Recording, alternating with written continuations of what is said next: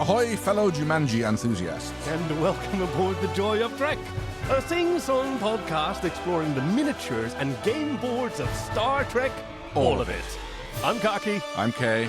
And gambling with Cocky and Kay's lives is your chief engineer, Greg. Together we're on a mission through the second chap of Star Trek to find the antidote in every champagne flute and the excellence in every episode.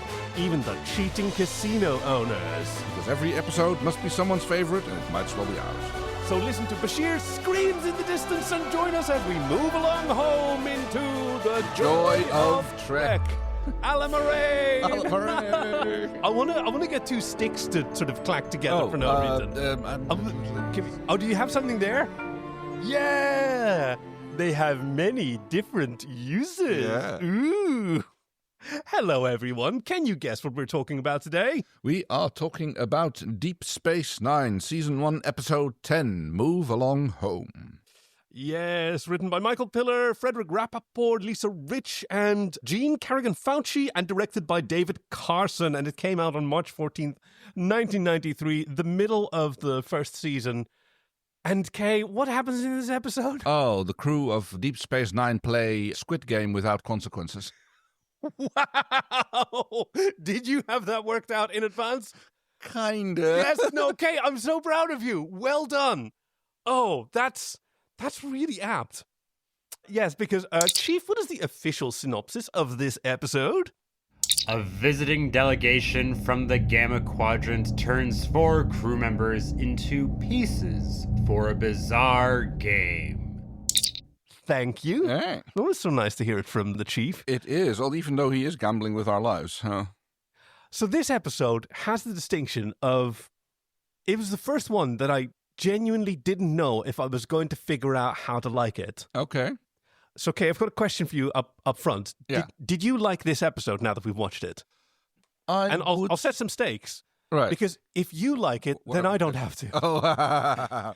Ooh. And if you don't, then I have to. And, like, I'm happy to do it. I have a few gripes of it, but I only have really one thing that kind of put me off it. And that's like... Is this a warp core? No. It's just more of a choice about the editing, I suppose. The whole scene in the cave, I literally have written down boring.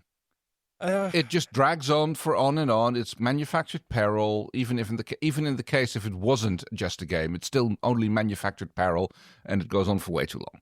That's about the only. Okay, so I am going to have to be the one who likes this episode. Okay, no, fine. No. I'll put all my special. I give you all the opportunities. Literally, that's my only actual complaint about really is the only. Okay, well, I've got a few minor gripes, obviously. The moment of hope there. Yeah. But no, you don't have to. I like. In my memory, this was like the second episode. Oh wow, that would have been a weird choice to make. But I mean, it was already a weird choice to do this in the middle of the first season. To have characters taking pretty foolish actions. Yeah. I mean, now that we'll get there. Some of these gifs that we're going to be posting to the Patreon, by the way, you get these gifs. They're kind of silly. Let's not get ahead of ourselves. Who recommended this episode to us? This week's episode was recommended by Nazzy. Wonderful to hear from you again. Nazzy was a frequent synopsis provider back in our So Farscape days. Oh, excellent. And she said, I cannot believe nobody has asked for this one yet. One of the earliest criticisms of DS9 was that it didn't boldly go. And in its first 2 seasons in particular, there were a lot of episodes whose basic synopses were, weird aliens come to the station, hijinks occur. And being a DS9 fan always meant knowing that criticism is always just around the corner, which means that episodes like Move Along Home, the standard response was an embarrassed shrug and it hadn't found its feet yet. It got better. And Move Along Home is the example of this type of story. Weird aliens come to DS9 and introduce Quark to the strange board game of chance that traps members of the senior staff in a bizarre game world, and that's the episode? Yeah. But then I read a review of Move Along Home that reframed the episode for me in a very meaningful way. Move Along Home, it said, is basically a TOS episode, and that makes so much sense. Is Commander Sisko having to play hopscotch and sing a children's song that different from the crew of TOS Enterprise being forced to fight in Plato's Stepchildren? Yeah. Which we've done on this very episode. Yeah. Or acting strangely to break the brains of androids in iMud, which we still need a recommendation for, I think. It is, no, we saw that. That's the one on the android planet where Mud is being kept, tries to hold the Enterprise oh my captive. God, it is, isn't it? Yeah, we have seen that. Yeah. Oh, wow. Suddenly, it made perfect sense, and Move Along Home is no longer embarrassing. That's amazing, actually. Yes, also in defense, I would like to say, I mean, the whole original premise of DS9 was, I mean, the only boldly going that happened in DS9 was moving it from Bajor to the wormhole. The rest of the whole concept of the show is things happen on a space station. Yeah. So and you can't warp off. Exactly, yeah. So, job done, and then never come back. I would like to say that in defense of those criticisms that... Oh, no, absolutely. This is like, we look at this with much love for DS9, but yeah, at the time, it was not a beloved series by... absolutely not. The toxic fandom. So what did other people think about this episode? Natty, thank you very much for that recommendation. Yeah. Other quotes and reviews and such like that planted well within our comfort zone. In 2019, Screen Rant ranked it among the 10 worst episodes of DS9. In 2018, CBR included this episode in a list of Star Trek episodes that are so bad they must be seen. It is Avery Brooks' one of his 2 least favorite episodes. Yeah, he's gone on record, hasn't he? In 2016, fans at the 50th anniversary Star Trek convention voted Move Along Home as the worst episode of the series and the 8th worst episode of the Star Trek franchise overall. Wow. The only episode of Deep Space Nine to end up in the bottom 10. But, in defense of it, in 1993, Move Along Home was nominated for an Emmy Award. Yes, I saw that. For best hairstyling in series. Hairstyle design. For mullets. This episode, mullets. Amazing. In 2020, Sci-Fi called it the silliest episode of the series, but actually encouraged watching it, commenting the singeth so weird it cannot be celebrated. And one positive reaction the episode received was from Fatherly, which listed the episode as a recommended watch for parents and children. They describe it as silly and bizarre, but entertaining. Yeah. So, you know, I wouldn't call it a mixed bag as such, but there are positive things to be said about it. Exactly. It was lightly dusted with praise. It's a mere smattering. Yeah, a little soupçon, a little amuse-bouche amid the main courses of... Oh, but Nazzy's perspective is really good. Yeah, right. Right, it is an original series episode, and yeah, that kind of is Star Trek. Yeah, I mean, it also has a lot of the styling of it, just the set construction, especially the game world. Oh my God, this was an expensive show. Oh, okay. Yeah, I know we should warp into the episode at some point, but... Oh, speaking of warp, do we have any warp cores to breach? I mean, I don't have any. Right, it's a... No, nothing. Right, there's nothing heinous about it. Can't think of anything off the top of my head. So, you were saying this was an expensive show. Yeah. So it was planned for the middle of season 1 because I think it was Michael Piller at the time was still the showrunner, based on his experience with The Next Generation and the fact that there was a whole run of episodes set on the space station going up to this. Yeah. They thought they'd have a budget surplus. And they did not. Oh, okay. But why would this so expensive? I mean, like the game set seems a room and 2 corridors. Yeah, which is pretty expensive to build. You had lots of extras in the... I suppose, yeah. In the Dabo. You had the party that had to be set up and the whole cave scene. Right. And which sure, they have that cave set somewhere. Sure, but they dress it up every time. Yeah. And it had to be reformatted so that there would be peril for the characters. Right, yes. Which is, tricky. I mean, you mentioned being bored, but like this is 1990s television, right? Sure, yeah. There was a different standard of action then. But so let's start with the episode. We've hit it on. We've hit it on, yes. We open with Sisko preparing himself for a first contact, which is coming to DS9. Jake comments like, "Oh, dress uniform, why was that?" And he says, "Oh, it looks great." To his father's comments that it feels a little baggy because he's lost a little weight. But baggy is in fashion on Bajor at the moment, much to Jake's chagrin, who likes looking at the Bajoran girls with Nog. Yeah. Baggy is clearly not in fashion for Federation boys on these stations, because that is a fantastic one-piece, like skin-tight outfit that Sirach Lofton is rocking there. I think it is kind of... I assume it's still Bajoran, though, because it looks very much like Kira's outfit, the whole... Right. It's hard to tell, right? Mm-hmm. Because that was a big idea with DS9, that people would not necessarily be dressing in fashions native to their species. Good point. You go on holiday, Yeah. right? You go to Oahu or whatever, and you buy a good silk shirt. Hawaiiani, yes. Right, yeah, and you enjoy that as part of. And so, if you live in a place, I guess that's like why Garak makes good bank on DS9. DS9. Right. I have to remember that one. DS9, good gravy. Yeah, and I think I've mentioned it before, like the costume designers, they just bought reams and reams and reams of exotic fabrics and reused them for different aliens or carpet fabric in the case of Quark. Well, with the idea that, certain fashions would just like be seasonal and multiple people would be buying those those clothes. So, yeah, it might indeed be Bajoran. Yes, so Cisco decides that he needs to have the talk about females with Jake. Because apparently Jake has been picking up everything he knows about girls from Nog. Oh my God. Much to Cisco's chagrin. Who says, listen, I don't have time now, but obviously I have a lot of damage control to do with you on this subject. Let's set aside some time tomorrow. Yes, tomorrow morning, you and I having the uncomfortable conversation. Yeah, we'll have the pamphlet. And it's such a great example of like fatherhood. Yeah. Right? He doesn't even write it down or anything. Like, this is as important to him as his regular duties. Totally, yes. The day has come. Fortunately, rescued by the Bell, the Wadi ship is arriving. A Vulcan ship has made contact with a new species called Wadi in the Gamma Quadrant 3 weeks ago. We're expecting a delegation from their planet.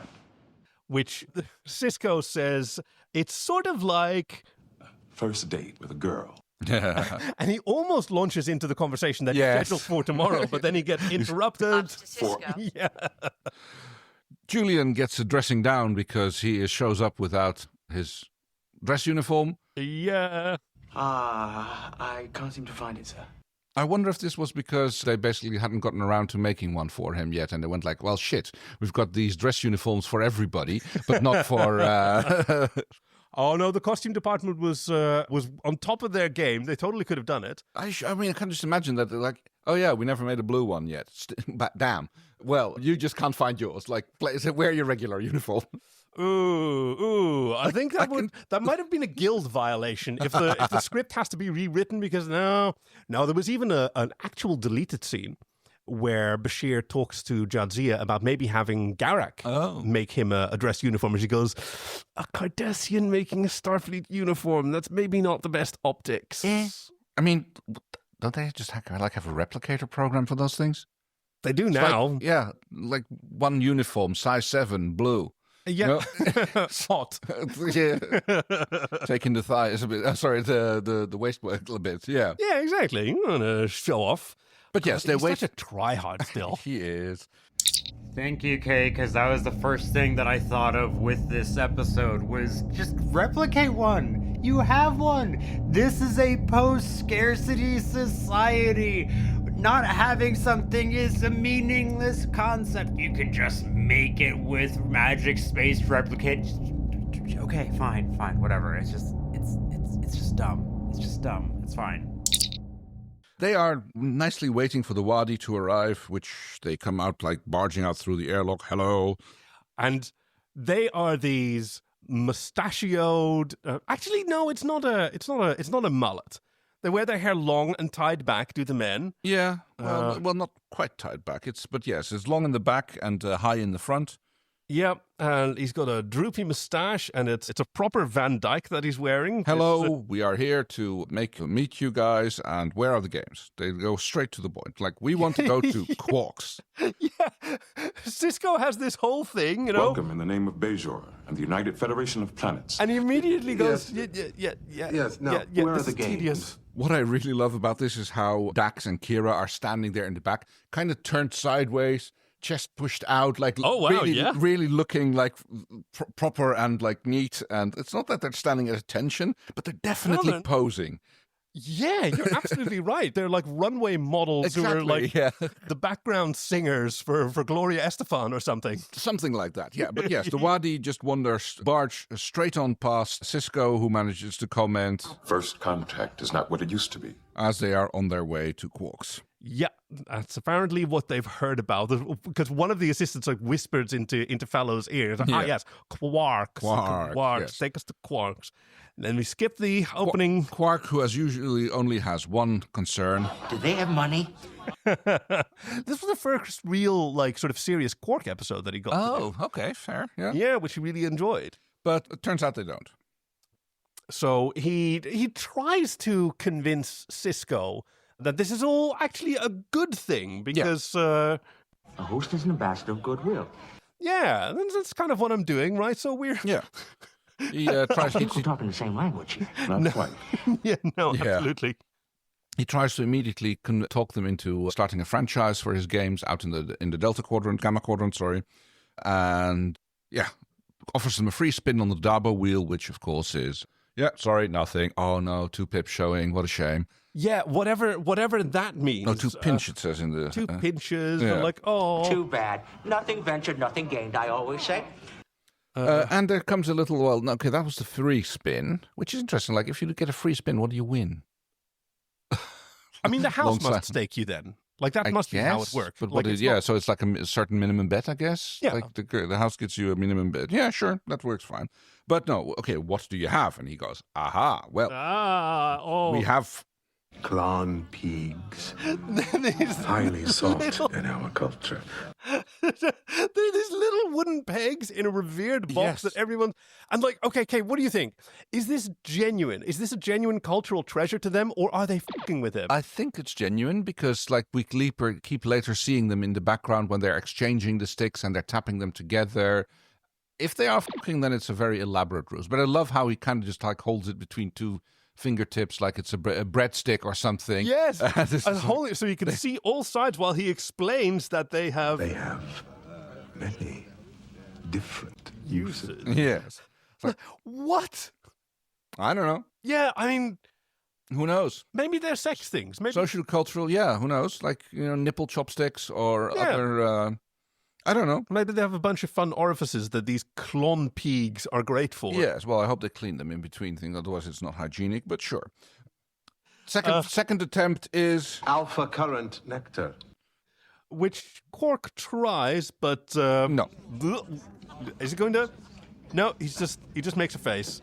Cisco... One man's priceless is another man's worthless. Yeah. And then... Quark, take the juice. Yes, which Sorry. he declines. No, not happening. Sorry. Oh, but thank we have gemstones. Well, gemstones. They kind of look like a grab in the bargain bin at any new age shop, Yeah.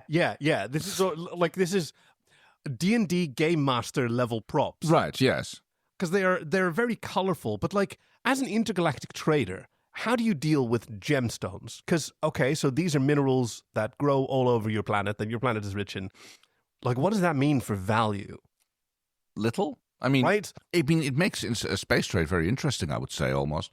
Because, it could be that something, that a particular commodity is very common on one planet and not on the other. Yeah, exactly. But then you'd get, that would average out pretty quickly. So you really have to keep an eye on the current price of these things. So, but the further they're away from Betelgeuse 3, the more valuable, I don't know, Malachite becomes or whatever it is. Right, yeah. Yeah, because on Betelgeuse 3, they have loads of it and Right. it's virtually worthless there. I know. It's you buy it by the ton. But, if you A full-on diamond asteroid just passes Right, through the system. I mean, diamonds are essentially worthless on Earth as well. That's the only reason that they still have significant value is because of the De Beers cartel. Oh, yeah. but- Yeah. This is well documented. There's the Diamonds are forever. No, they actually burn quite well. Right. It's Well, carbon. it takes quite a bit of heat to get them going, but yeah. It's fine. We have plenty. But yes, Quark resorts to the standard thing Get these folks some drinks. because we have something to win of them. That's quite not going very well for him because they keep winning. They're just super lucky, I guess. Or maybe they're Yeah. cheating themselves. We get a scene where he's sitting at a table with Cisco, and both of them are having a conversation that neither of them are participating in the same one. No. Quark is complaining about how the Wadi keep winning, and Cisco is really sad that he doesn't get to do first Contact, yeah. He's like, okay, they're just playing stupid Dabo. I thought he was going to do the whole... I thought he was going to do a Picard, but I don't get to do that. And he's exhausted. And after a while, he just goes... If they ever get tired of playing Dabo, let me know. Good night. And Quark is like, well, it's not much good about this. But he goes relieve the Dabo girl and puts Broik in place. Oh, yeah, because he's trying to get rid of them. He's trying to get them to call it a night, but no. We've only just started. Because there's like the whole Dabo table is piled with, which I assume is bars of latinum. Looks like, yeah. And yeah, the gaming goes on. And it doesn't take long because Broik pushes a secret button. Not that secret, I mean... Come on, you have to have better ways to like do that thing than just like... And the Nausicaans were more subtle. Right, oh yes. When they were de-jotting the Dom-Jot table. And it becomes quickly apparent that the leader of the Wadi is... I've already forgot his name. Fallow. Fallow, yes. You can call him Elvis, if that helps. Or no, not Elvis. He's got a... I don't know, he just reminds me of someone I used to know. He kind of looks like him. Same moustache and long hair. Body. Yes. Nobody, yeah. He kind of reminds me of you in that one phase. Oh, I suppose. I don't think you had your wear. You were more slicked back, but you did have the moustache. And I didn't have a soul patch. You didn't have the soul patch. And it wasn't a Van Dyke. No. Yeah. It was more of a, sex offender kind of, like, I say this with great love, but I've seen the photos from back then, and... I still have the passport that I had back then. Oh, really? And I'm wearing these way too big glasses. I call it my Colombian drug lord picture. Oh my God, you've shown me this picture. That's exactly what it is. You've aged very well. Well, thank you. Back to Cisco, who is talking to Jake, who is still up, and like, why are you still up? We were doing a school project. But Nog is older than you, Jake. Yeah. He probably does things with girls, for instance, you're not ready for yet. And he's like, oh, but Dad. But Dad. Dad, I'm 14. Yeah. Well, I'm glad we agree on something. Yeah. But yeah, that conversation is quickly over. He goes like, fine, and I'll just go to bed. Yep. Because it's about that time, and in Quark's, which seems to be empty, other than the staff that are still entertaining these Wadi guests who will not leave. Yeah, Quark immediately denies Broik when he's caught You cheating. disreputable swindler. Like nobody falls for that one. No. And the Wadi immediately confront Quark. It's like, well, why don't you sit down? And Quark tries to bribe them out, take another spin or two on the house, or maybe you would like a holosuite. But Do you no. have sex on your work? No, we have sticks. We don't need sex when you have sticks. But they offer him it's not say that they offer him an option, but they kind of like force it on You him. will have the opportunity to win more. A lot more. In a new game. And they open a little box and boom, flash, zap. There's this weird inverted triangle game board with electronics at the bottom that suddenly appears. I love it. It replaces the Dabo table. Right. At first I went like, okay, what kind of technology is this? And then just now I realized, yeah, it's just the same transporter technology they use for the whole game. Huh. Yeah. Yeah. Yeah. Or maybe space folding? No, it's they say it's like it's a transporter signature, and we see that happen when Odo later goes on board the ship and walks into the room where it's coming from, and then gets transported back to here. Yeah, but then all this time, where are the in the transporter buffer? Ugh, and all this. Okay, well, didn't we have some like troubling ideas if you're conscious in the transporter buffer? I don't know. Maybe it's clearly transporter related because it's the same kind of signal, which is usually only a flash, and here it runs continuously. Maybe these people have just a different kind of, transporter technology. Different quadrant, different technological basis. They might have just figured out how to have people in the buffer interact with things and not just have them be buffered. Maybe they just run it as a simulation or something. They don't need a holiday. Got a VM for that. Yeah, essentially, yeah. So, no, my son's been buffering all day. He just stays up in his transporter and he just buffers all day. At least it means that you don't have to have a junior crew member clean the holodeck after every use. But it's such an essential, disciplining tool. Well, go get your toothbrush. You're on holodeck duty. So unsanitary. Hey, I love this prop. It's so cool to film through. It's got these levels. It's got these very bisexual lights and colors all over it. It's kind of like Snakes and Ladders, I'd think, but then three-dimensional and... Yeah, the game is called Chula, which is... Chulena. Stands for Shoots and Ladders. Oh, right. The game is known in the US. Nice. Never heard that one before.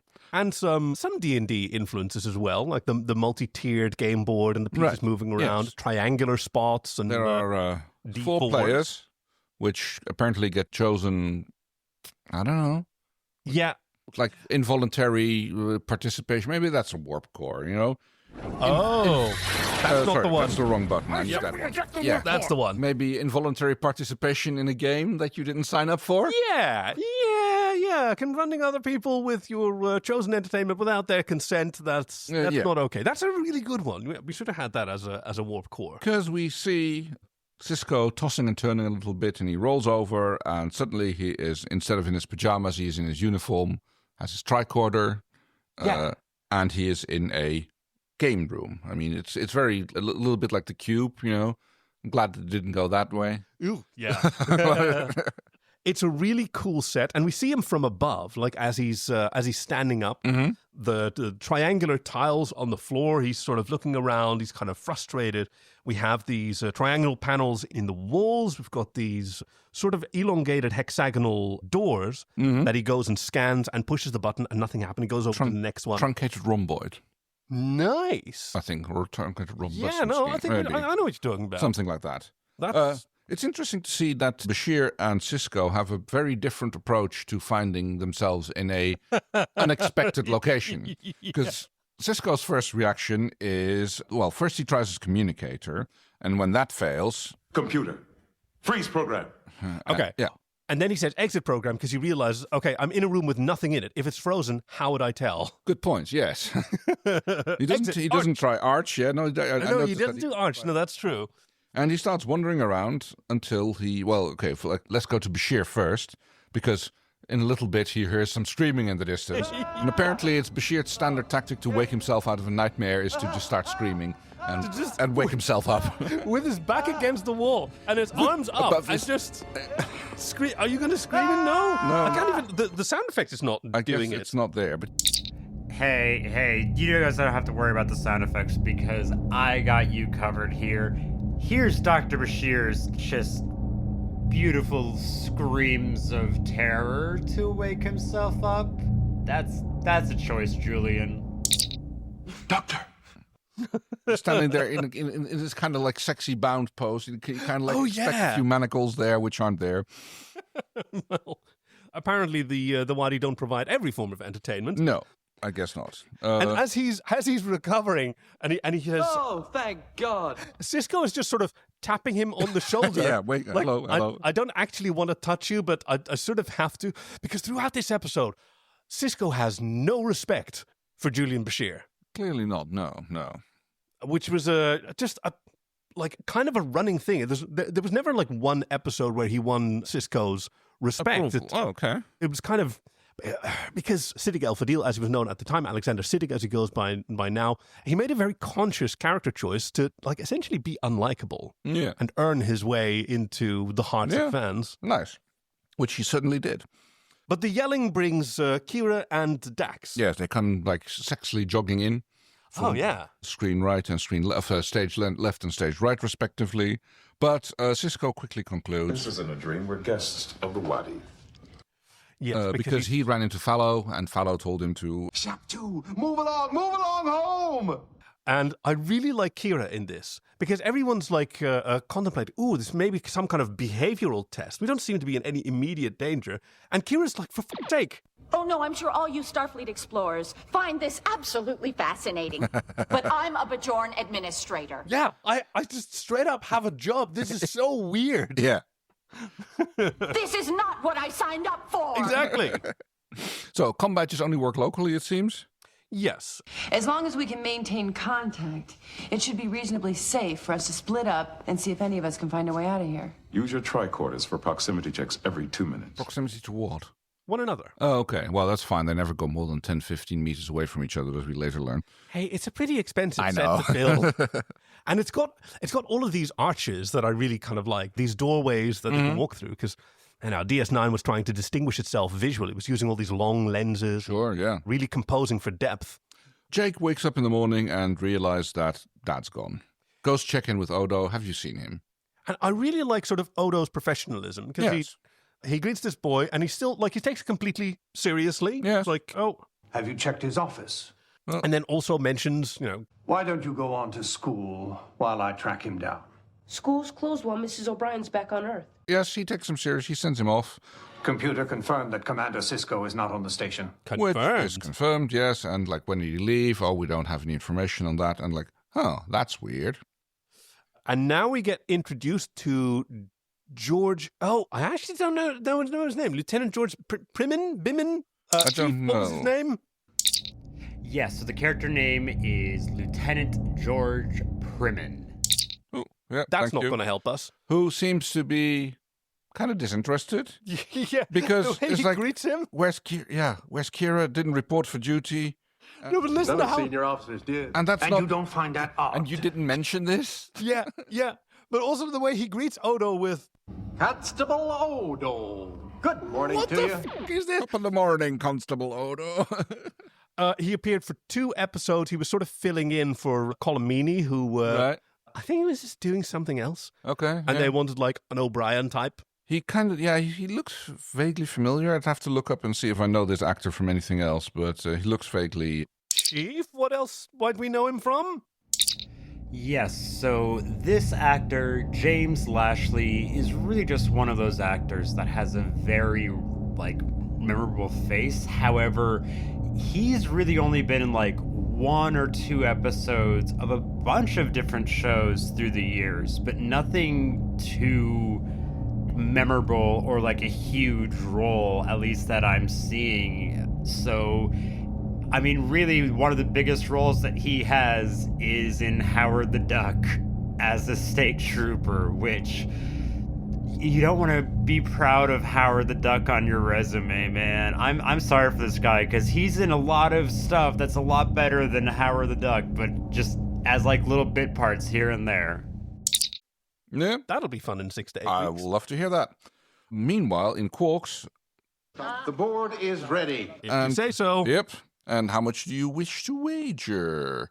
And he has no idea how this works, but... You're required to learn as you play. And he is made to roll the dice. Which he blows on. Yeah. Like a good gambler. And then he tosses his... kind of... I mean, I expect that Ferengi have different customs for that sort of thing.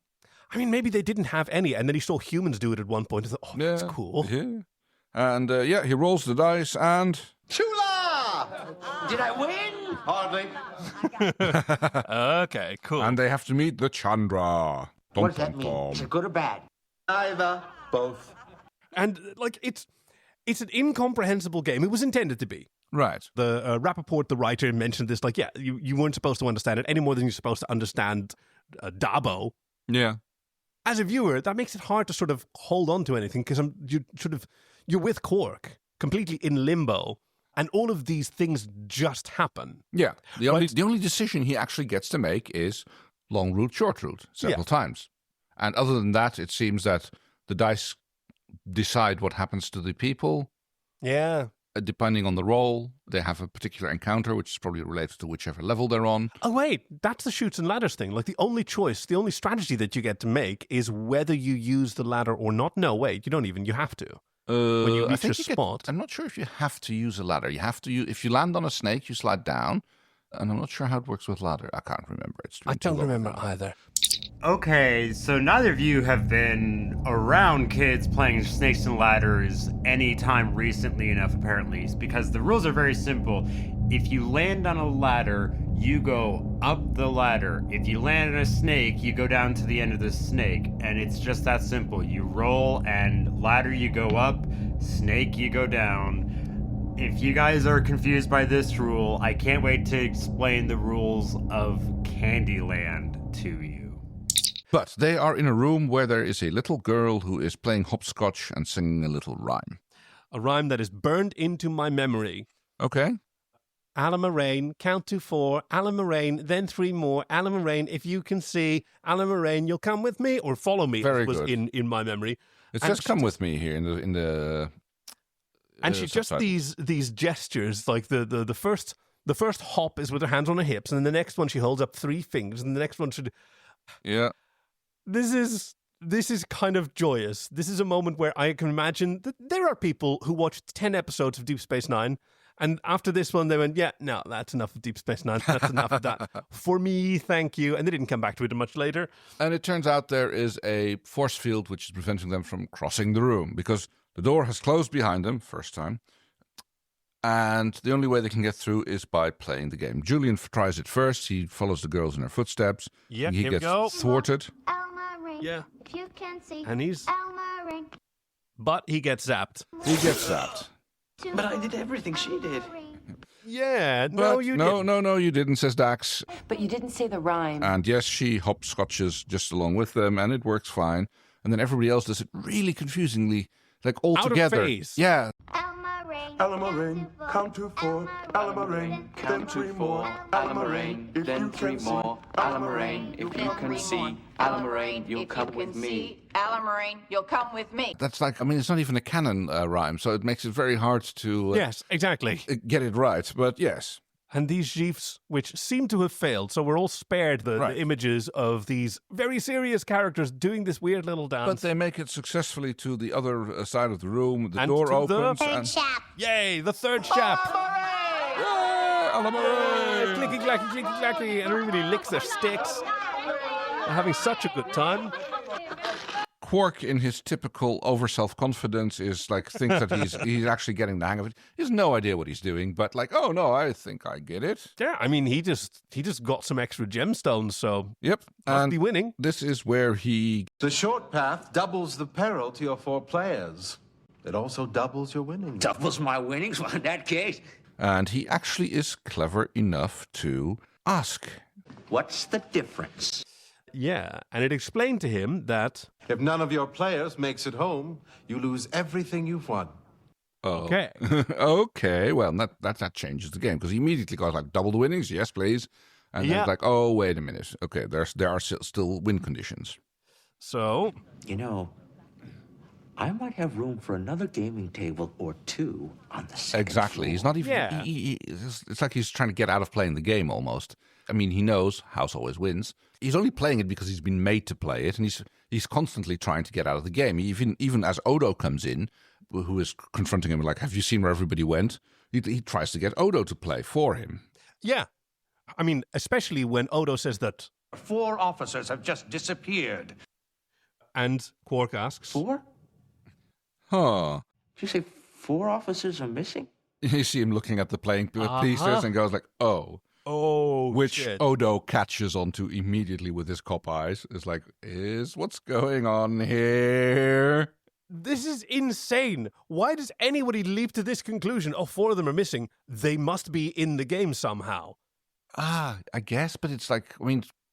Like, if it Good happened question, on the Enterprise D, absolutely weird shit like that happens all the time.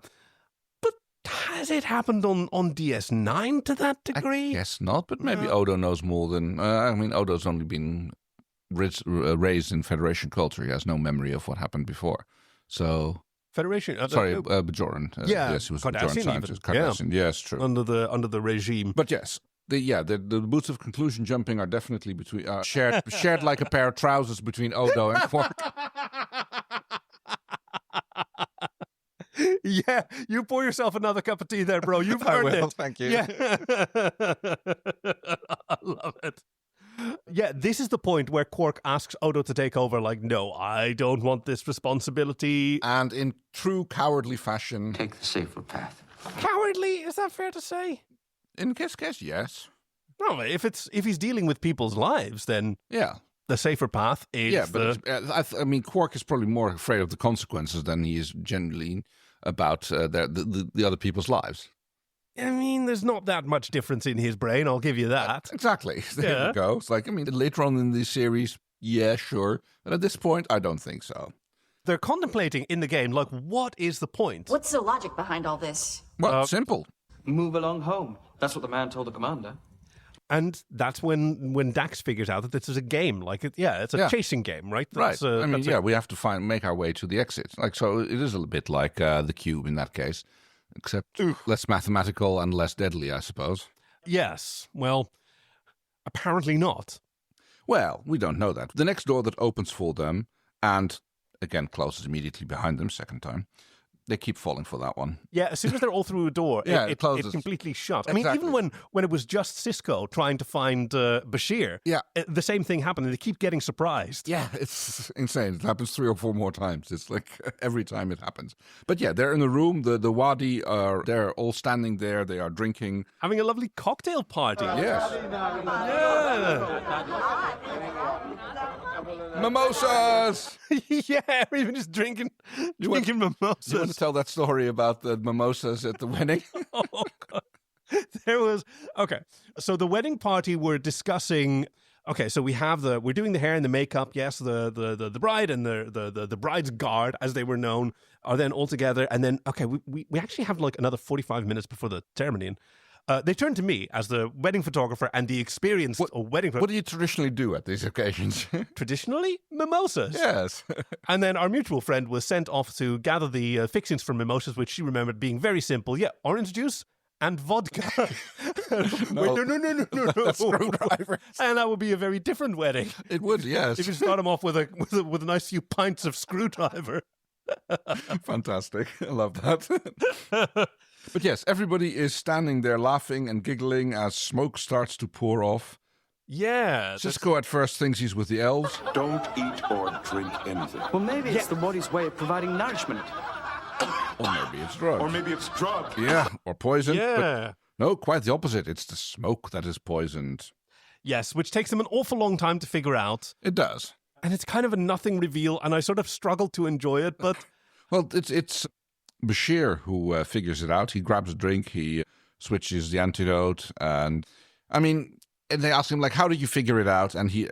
Actually, I took a guess. I didn't seem like he did miss. It's like, yeah, no, it's just like, didn't have much whatever. to lose. Yeah, we'll just take it. But everything's fine.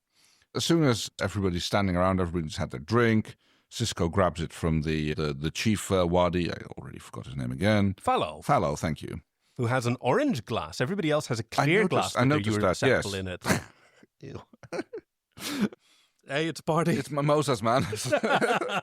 Mimosas are not clear. I suppose it depends on how much orange you should put in Oh, them. that's true. Yeah. Yeah. I mean, traditionally, it's just a finger's breadth of orange juice, just to give it a little bit of flavor and color, and the rest is champagne, as far as I'm aware. I mean, you can do it in any ratio. Yes, it's something that I introduced at a workplace for celebrations because everybody can sort of dose it to how they want. Very good point. Yeah, and still enjoy like a nice little treat to celebrate something. But it's off to Shop 4, and they are zapped into a new room. I think it's even the same room, and just everything the else cocktail gets party. zapped out. Yeah, the smoke that is makes zapped sense. out. Yeah. And they decide to wander off. They get out their tricorders and start back through the maze. And the door closes behind them again. Keep falling for it. And yes, now there is another...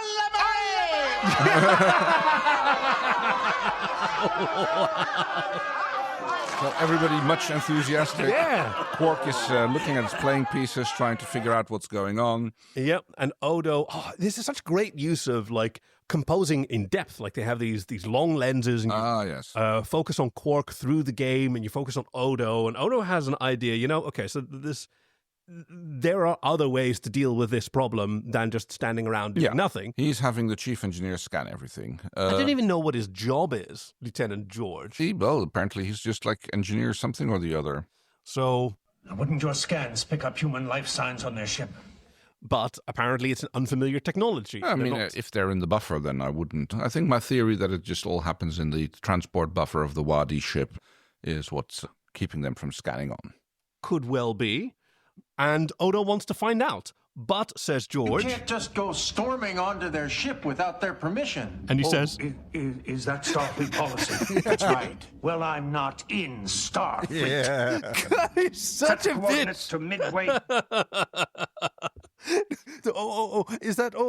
He's such a bully. That's what he is. Absolutely.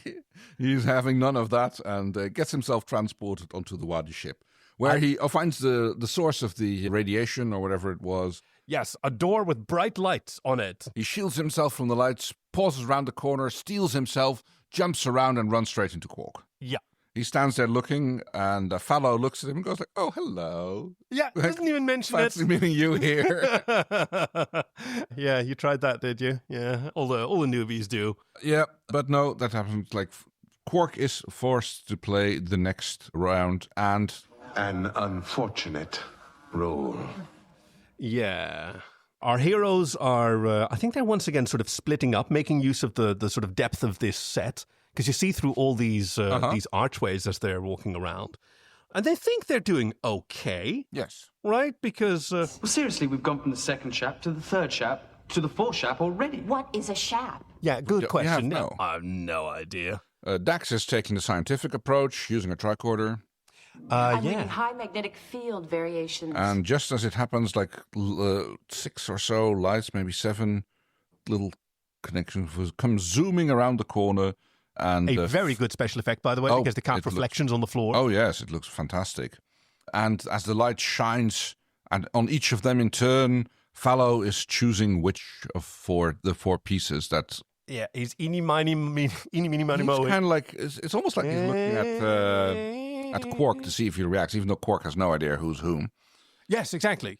And he picks a blue piece. Which happens to coincide with Bashir, who gets zapped by the lights, and he's gone and off to film the Star Trek The Next Generation episode Birthright, where he gets to play a role hanging out with Data. Oh, okay. Which Terry Farrell was really kind of disappointed by, because if they'd zapped her, then she could have been on The Next Generation. Right. And she really wanted to hang out with... But he comes back later in the episode. I guess. But he's not needed for the next 2 days of filming, so he could right. run over to the next soundstage. Bring your dress uniform. Quark wants his player back. There's a little bickering about the rules. Quark thinks he's figured it out, because he figures that, like... This shortcut skips a whole level. I've learned there are risks in every roll of the dice. This way, they can advance all the way home on just one move. To get to the same point. And Odo thinks this is sensible. Are you crazy? Yes, very sensible. Quark thinks he's figured it out. I've spent my life figuring the odds on all sorts of games. So I know what to do. This is the best choice. This is like the least overall risk. We might double the risk now and coincidentally double my winnings. But it's... that's pure coincidence. It's completely unrelated. But no, I think Trust a gambler. Yeah, I think he's actually sincere here. Yeah. He's actually... he actually believes that he has it figured out. And he gets the dice and holds them out to... Go on. And I kind of expect to hear, I don't breathe. From Odo. I don't have lungs. Yeah. But yeah, this is a shapeshifter who is amorphous solid, who nevertheless shields his eyes that he only fakes. Good point. When there's a bright light. Quark rolls the dice, and the results are... Giallo. What does it mean? Well, you have to sacrifice a piece. So that 2 may live. Oh, no. And he goes into... He breaks down. He goes like, oh, no, I don't want to. I don't want to. I can't do it. I can't let beg of you. Oh, no. He is such a bad fake groveler. He tries to... A terrible mistake has been made. This is all a misunderstanding. No. Just don't make me do this.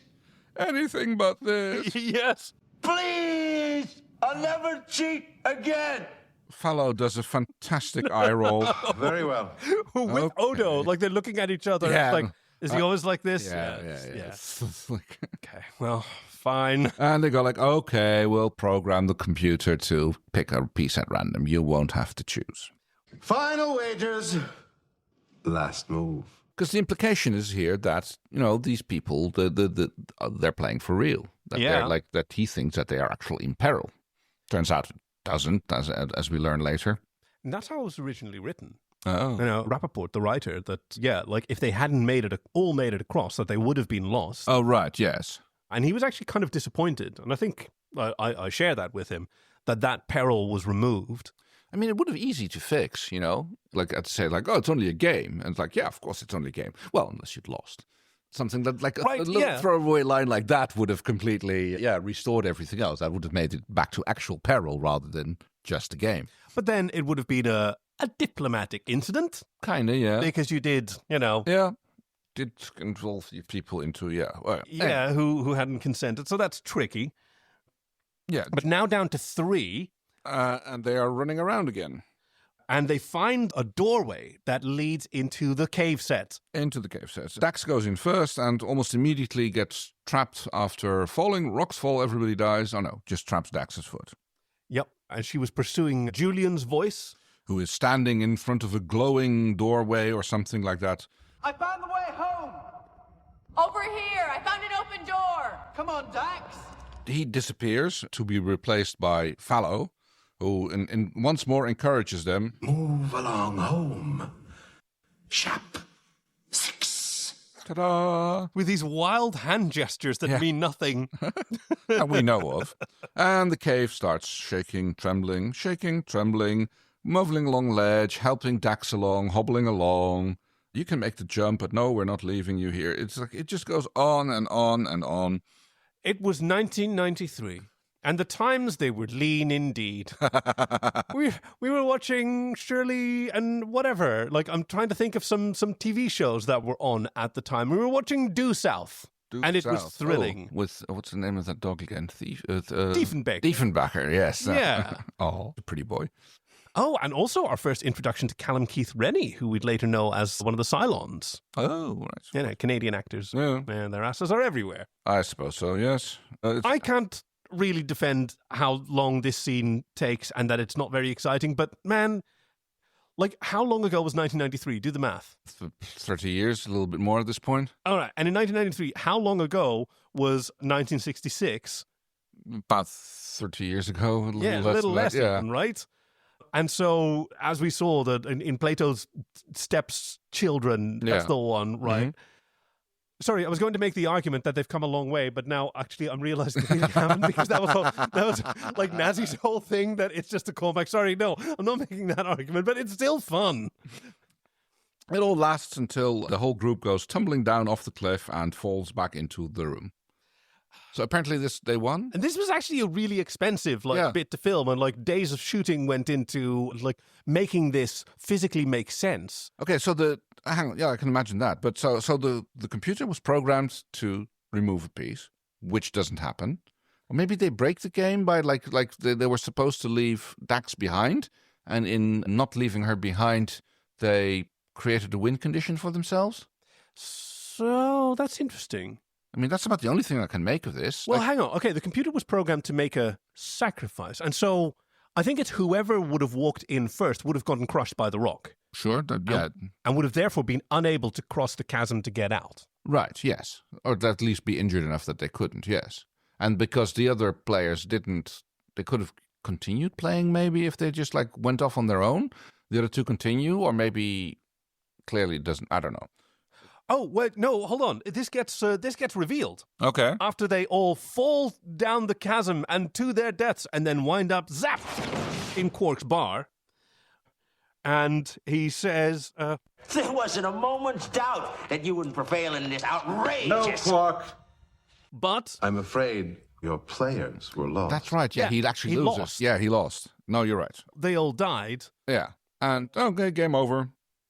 We were never in any real danger. It's only a game. Yeah, there we go.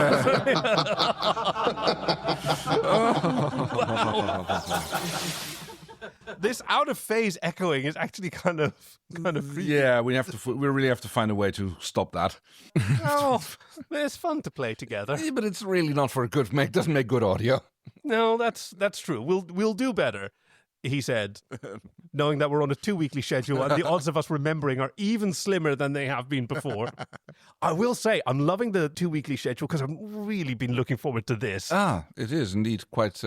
I mean, I'm just back from vacation, so it was very convenient that we moved to a 2-week schedule. So. Also that. Yeah. That worked out really well. Oh, while you were absent, I recorded the story with Greg. Oh, nice. It was a fun one. Good. I'm looking forward to hearing it. Yay! I listened on the way back from Brussels. I was listening to the story we did, the first story we read. Oh, guarding the guards Yes. and guardians of... It was amazing. Some choices were made. It's weird that you can't get fired from the internet, because we should definitely be fired. Well, I think there's quite a few people in line ahead of us. Oof. Yes. Well, anyway.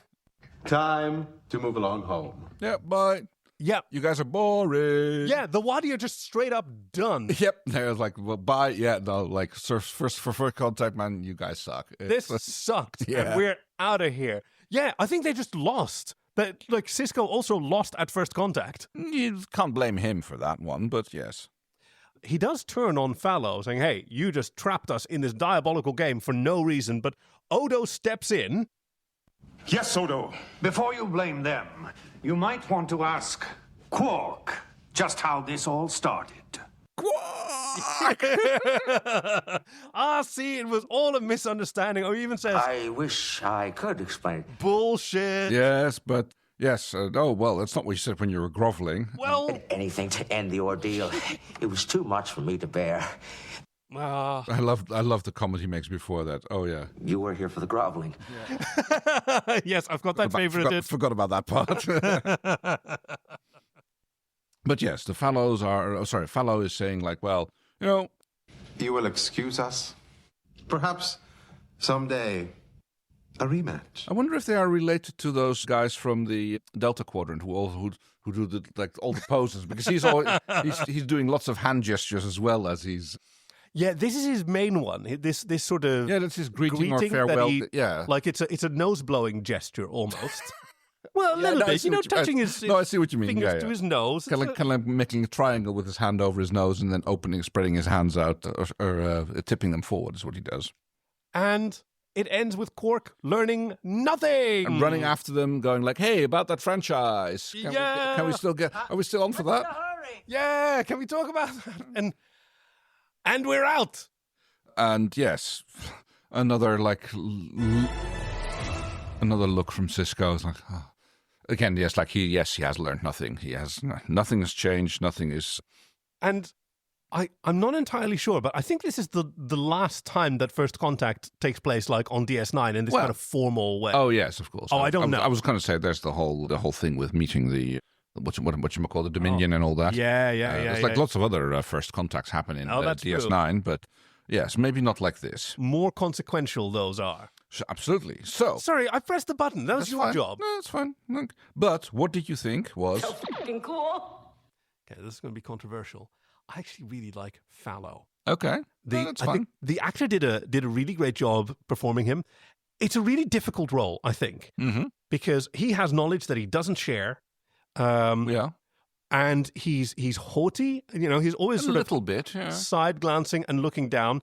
And he has, I won't say bad, but deeply, deeply unfashionable hair and facial hair choices. That's a cultural thing, you know. Totally. And maybe it's the height of fashion there for the Wadi. Oh, absolutely. Yeah.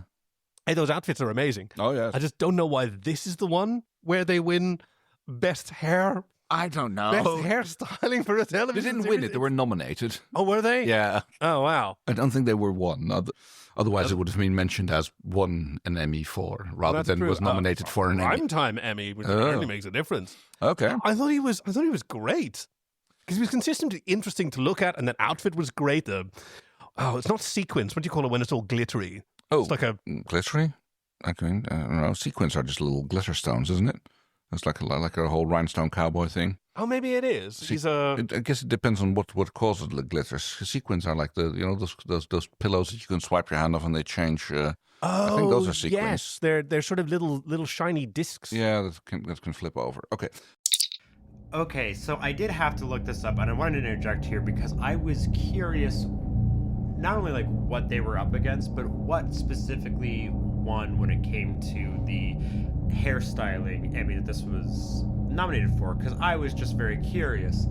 And what this episode lost to is the Next Generation episode Time's Arrow, where they go back in time and they meet Mark Twain. So really a phenomenal period piece with a lot of very fantastic hairstyling. Whoopi Goldberg has her phenomenal outfit, as well as this Mark Twain actor. So hey, if you're gonna lose to something, you can lose to one of the best episodes of TNG that there is. So like, that's pretty dope. Mine is, I think it's going to have to be the game board. Okay, you as an aficionado of various role-playing games of the tabletop variety. And other tabletop games, yes. Yeah. Did you try and figure out how it worked? Oh, absolutely not, because nobody has any idea. But it kind of looks cool. It's a cool display thing. It stands there very big in the room. They've got very pretty game pieces, and I kind of like how they move around on it. Yeah, agreed. Yeah. It looks really. I mean, it's kind of an 80s aesthetic. It is very much so. It's kind of what I expected one of the sideboards would look in the game that they play in Player of Games by E10 Banks. You know, I can totally imagine that being like something that looks like this. Yes, I know what you mean. I think that's one of the first books that I read on your recommendation. It's one of the ones that I would recommend people who want to dip their toe into the whole culture series for E10 Banks. Yes, so Player of Games is a very good one to start with. Yeah, it was phenomenal. But so that's what you thought was so fucking cool. What do we think is a missing scene that was left on the cutting room floor? Captain's log, supplemental. I think that there was another 45 minutes of the cave sequence. Which, at first, if we saw that, at first, you'd be really rolling your eyes. Yeah. But I think that there would be a turn where you'd actually sort of come back into it and you sort of feel the exhaustion. Family Guy style, when they keep pushing it until the joke becomes not funny, and then keep pushing it even more until it becomes funny again. Yes, exactly like that. A 45-minute cave peril scene. All right. Mine is very simple. It is Cisco, Kira, Dax, and Julian playing Squid Game. From the hit Netflix series that I have not seen, but I sure have seen children wearing those masks at Halloween. Oh, yes, of course. This is a second season's out, apparently. Apparently? Yeah. I might sit and watch that. I'll ask the Fox if he's interested, if he saw the original or not. It might not be his thing, but we'll see. Anyway, let's see. We have the next thing coming up, which would be... Next time on an all-new episode of Star Trek. Our beloved chief has left us with a trail of clues, a little sound bites, which in all hope will lead us to guess what next week's, or actually which episode we're going to be doing in 2 weeks, because next week we're going to be doing another fanfic reading. Yep. As always, these episodes are selected for us by our beloved listeners who send in their recommendations, much like Nazzy. Thank you for the recommendation today, who send us their perspectives, and we particularly enjoy personal perspectives. Did you see yourself in an episode? Did it teach you something about life, and why did you enjoy it more than most people? Yes, and should you wish to leave us with a recommendation for an episode, you can go to joyoftrek.com/links. Yes! Yeah! Even after a skiing vacation. Oh, yes, absolutely. You still remember. I listened to us yesterday in the car, so I got reminded of the... See, that's a professional, right? Professionals just get lucky a little bit more often. I guess so. I mean, I think it was Tiger Woods who said that, like, the more I practice, the luckier I get. That's the one. Yeah. And you can also find the link to our Patreon, where we reward our beloved listeners and supporters who... for reasons that I really don't quite remember anymore, we call lemon-stealing whores. Yeah. Oh, it was one of the watch-alongs that we did. Oh, no, wait. Captain's log, supplemental. Oh! Quark and Fallow wearing finger-blasting caps on playing Stratagamma. Yes. Oh, yeah, and just with deep bags under their eyes. Yeah. They've been playing for 16 hours. Oh, my God, this is amazing. Anyway, sorry. That's what we're saying. Then I've got, push the button again. I've got another one. Captain's log, supplemental. They walk out, and someone schemy, I don't know who it would be, hands them the little addictive headset game from the Next Generation with the discs and the tubes. Yes. That makes you every time that you play it real hard.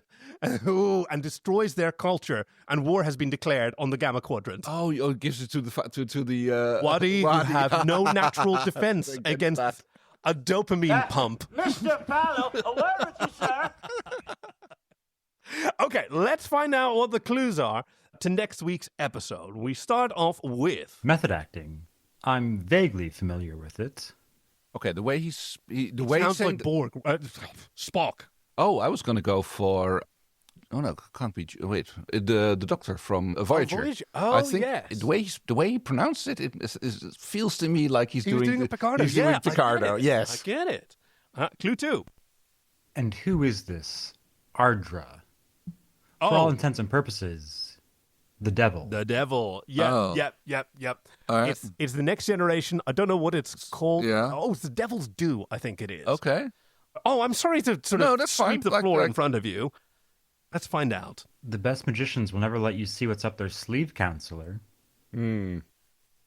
I can't remember. I mean, somehow I'm thinking like a guy who kind of looks like David Copperfield or something, but... Oh, wow. It is a woman who kind of looks like David Copperfield, actually. Close enough. Okay. Yeah. Clue number 4. The advocate will refrain from making her opponent disappear. Who says I think that's that? Data. Oh, right. He's being appointed the adjudicator or something. Yes, something yes, like that's that. right. Yes. It's something like that. Mr. LaForge, my reputation as a litigator, not to mention my immortal soul, is in serious jeopardy. Oh, well, that wouldn't be Data. So No, but if he's the judge, then he's not the litigator. isn't Q involved here? Something? Oh, Isn't it that that Picard gets to pick a adjudicator or something, and he chooses Q or something like that? Oh, I don't remember that. I don't know. I might just be making this up as I'm going along, but it sounds like that sounds actually dope. Let's hope it's true. I mean, I probably just made this up on the spot, but yeah. Well, then you've got an advance on your captain's log. It is. Oh, this is a tough one because I didn't remember this one. The episode is TNG 413, Devil's Due. Yes. Very good. Very good. Thank you. Excellent. And with that all said and done, we only have one thing left to do. I'm leaving Starfleet. Energize! We hope you've enjoyed this week's episode with friends Kay and Kaki, production and editing by our chief engineer Greg, and music by Fox Amore. Join us next week for Faith and Begorra, a fan fiction reading, followed by Devil's Due TNG 413. Visit joyoftrek.com/links to send us your recommendations, support us on Patreon, or to find us on Blue Sky. We'd love to hear from you. Thank you for listening to Joy of Trek, and we'll see you out there.